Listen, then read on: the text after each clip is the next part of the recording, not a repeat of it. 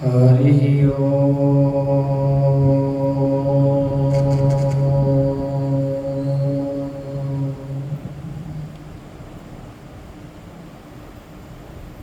ओम पूर्णमदः पूर्णमिदं पूर्णात् पूर्णमुदच्यते पूर्णस्य पूर्णमादाय पूर्णमेवावशिष्यते। ओम शांति शांति शांति। शंकरं शंकराचार्यं केशवं बादरायणं सूत्रभाष्य कृतौ वन्दे भगवन्तौ पुनः पुनः। ईश्वरो गुरु आत्मेति मूर्तिभेद विभागिने व्योमवद्व्याप्तदेहाय दक्षिणामूर्ते नमः। श्री दक्षिणामूर्ते नमः। गुरुर्ब्रह्मा गुरुर्विष्णु गुरुदेवो महेश्वरः गुरु साक्षात् परब्रह्म तस्मै श्री गुरुवे न गुरोरियधिकं तत्त्वं न गुरोरियधिकं तपः तत्त्वज्ञानात् परं नास्ति तस्मै श्री गुरुवे। गुरु गोविंद नो खड़े काके लागू पान बलिहारी गुरु आपने गोविंद दियो बता। गुरु बसे बनारसी चेला समुद्र मान गुरु को चेला यूं नवे जो कुए दिवे पानिया। श्री गुरु चरण सरोज रज निज मन मुखर सुधारी वर्णौ रघुवर विमल जसु जोदायक बलिचार।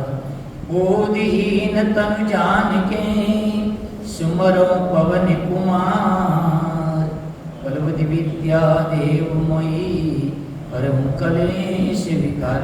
सियावर रामचंद्र की जय पवन पुत्र हनुमान की जय उमापति महादेव की जय बोलो भाई सब संतन की जय।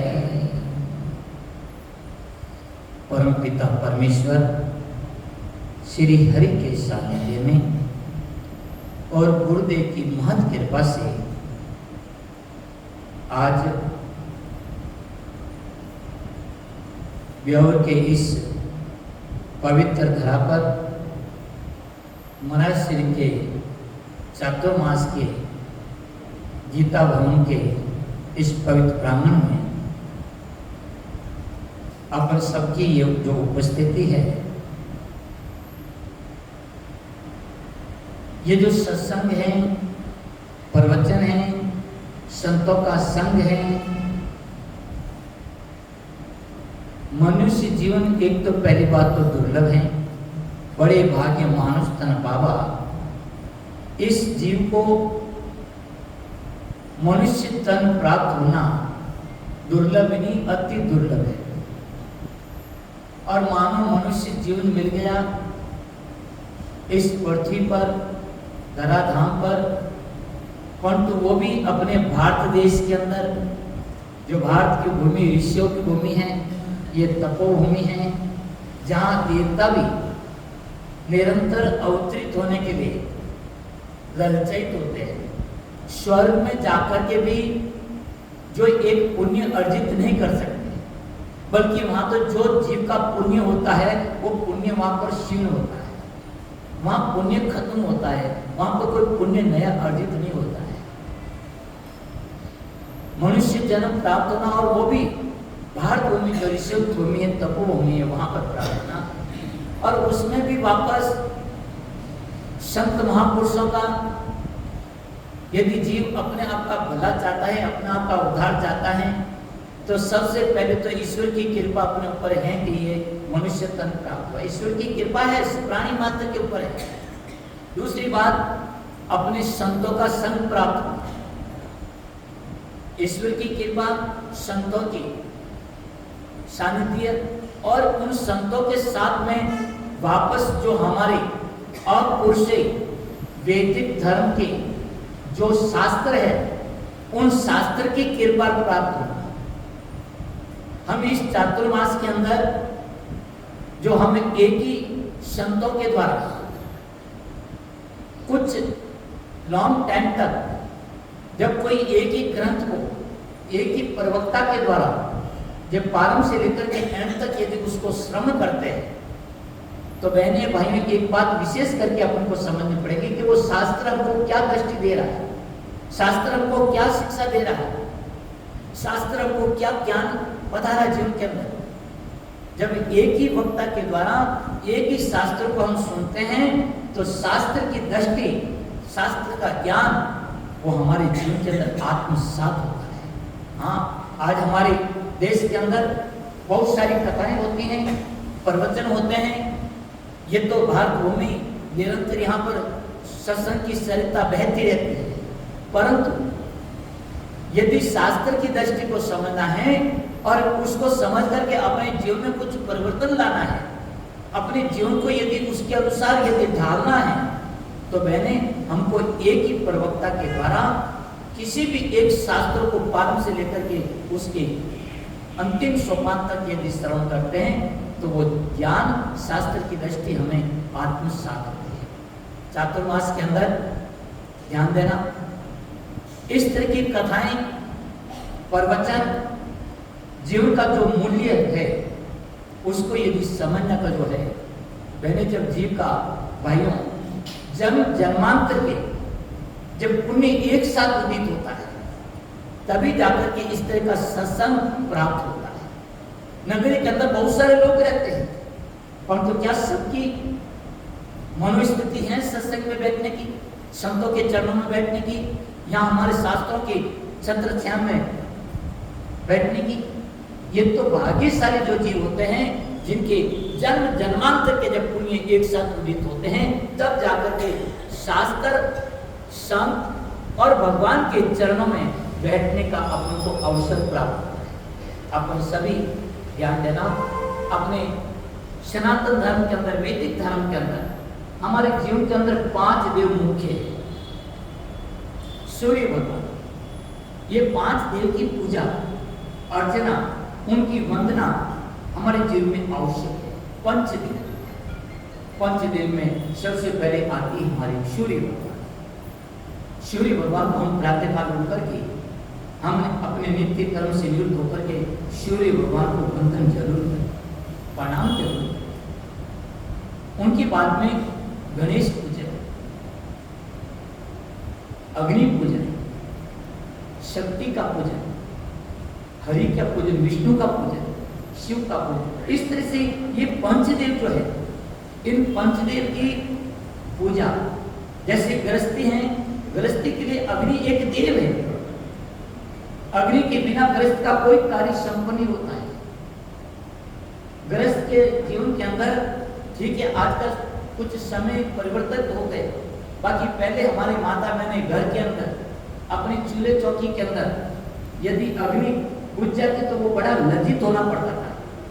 उस अग्नि को हम अड़ोस पड़ोस से जाकर के लेकर आते थे, तो वहां पर लाने के अंदर मांग करके देने में बड़ा एक संकोच होता था, एक लज्जा महसूस होती थी। और वहां कह भी देते लोग कि देखो घर के अंदर ये बहन है और अपने घर के अंदर ये अपनी जो अग्नि ग्रस्त का जो देव है, भगवान है, उस अग्नि को भी यदि संभाल करके नहीं रख सकते चूल्हे के अंदर, तो ये घर को क्या संभालेंगे? पहले हमारे माता बहने जब, तो कहने का मतलब गृहस्थी के लिए अग्नि देव है। अग्नि पूजन सबसे पहले है, सूर्य का पूजन, अग्नि का पूजन, भगवान हरि का पूजन, शक्ति का पूजन। तो ये पंचदेव, गणेश पूजन, तो यहाँ पर ये पंचदेव जो पूजा है पहले, इन पंचदेवों के पूजा के साथ ही हमारे सनातन धर्म के अंदर अपने जीवन की प्रक्रिया, जीवन का जीवनचर्या हुई प्रारंभ। हम अपने जीवन के अंदर ये जो मनुष्य तन है, इस मनुष्य तन जो ईश्वर की कृपा से, परम पिता परमेश्वर की कृपा से इस मनुष्य तन की जो मान बढ़ाई है, श्रेष्ठता है, भलाई है, इनकी जो पूर्णता है वो ईश्वर की भक्ति में है, परमात्मा की स्मरण के अंदर है। ईश्वर की भक्ति को छोड़ करके जीव दूसरी सारी कार्य दूसरी योनियों में भी करता है।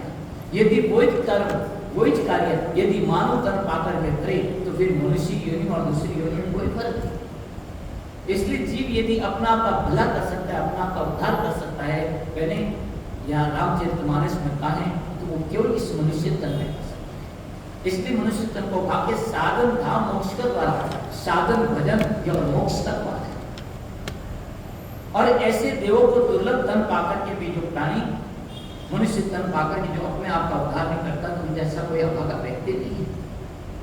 ध्यान देना बहने, सीधा साधा एक सिद्धांत नियम है कि यदि जीव की जगह पाप कर्म है, निकृष्ट कर्म है, तो उसको पशु पक्षी की पतंग आदि योनि के अंदर गति होती है।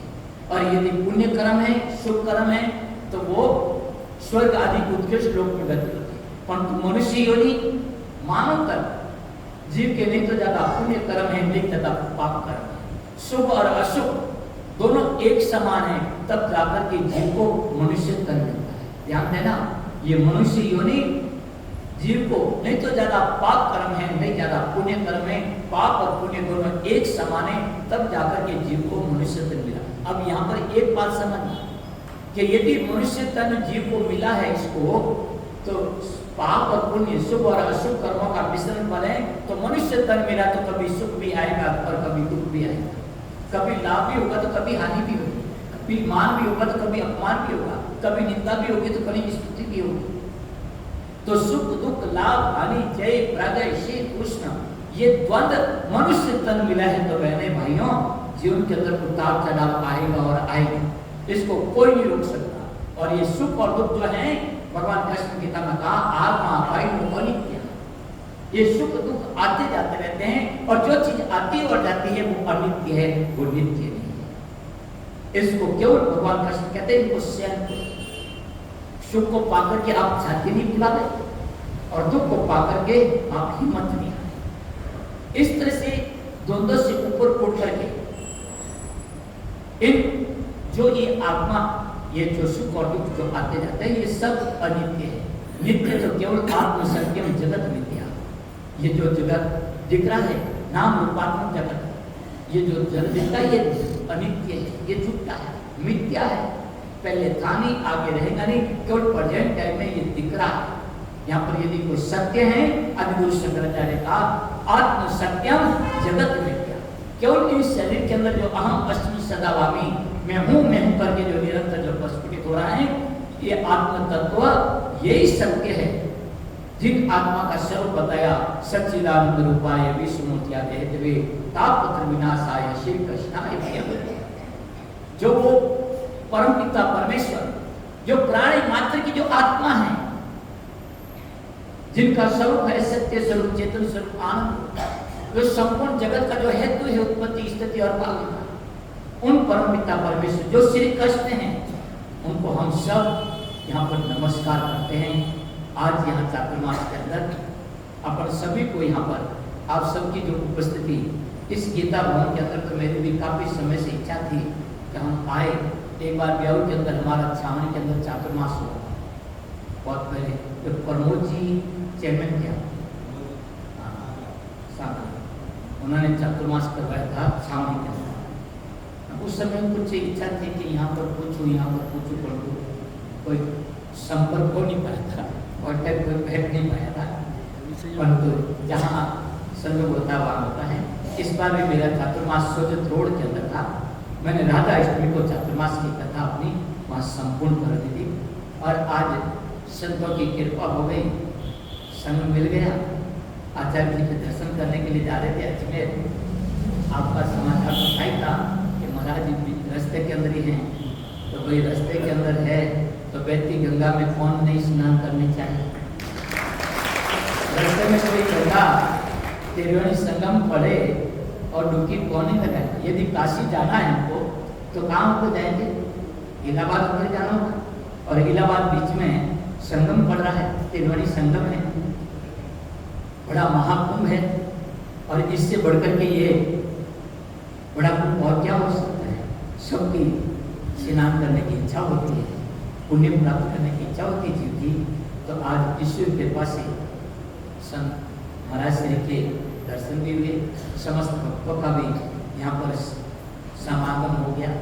संत समागम, हरि कथा, संतों का समागम और हरि की कथा, जीवन तंत्र यही सबसे बड़ी दुर्लभ है। बाकी तो सब चीजें मिलती रहती है, बिछुड़ती रहती है, बनती रहती है, बिगड़ती रहती है।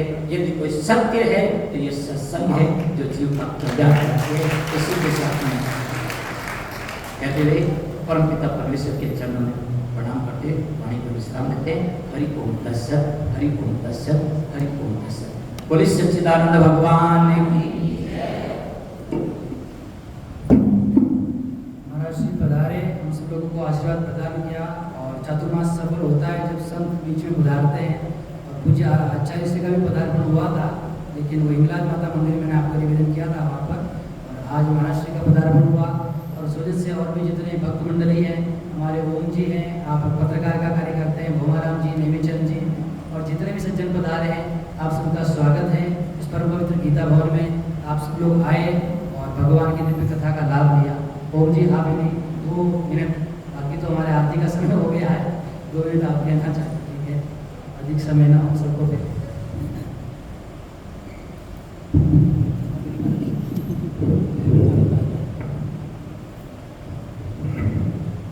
सूक्ष्म है ना।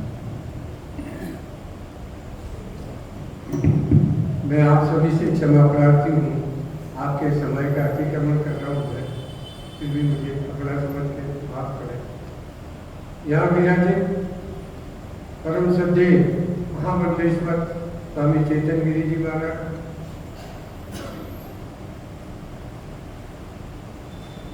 श्रद्धेय राजेंद्र पुरी जी महाराज, और उपस्थित धर्म प्रेमी श्रद्धालुओं, माताओं, जिसका बड़ा भाग होते हैं उसके घर संत पदार्थ है। एक छोटा सा भजन में आपके साथ प्रस्तुत कर रहा हूँ। बाग बड़ा जा घर संत पधारे, करे कीरे पावन सागरिता।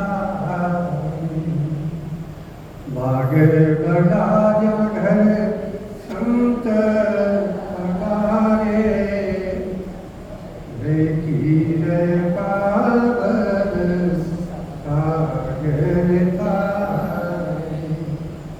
आया संताने आदर लीजो, आया संताने आदर लीजो। चरण रोज चरण लीजो, चरण रोज चरण लीजो। ये संत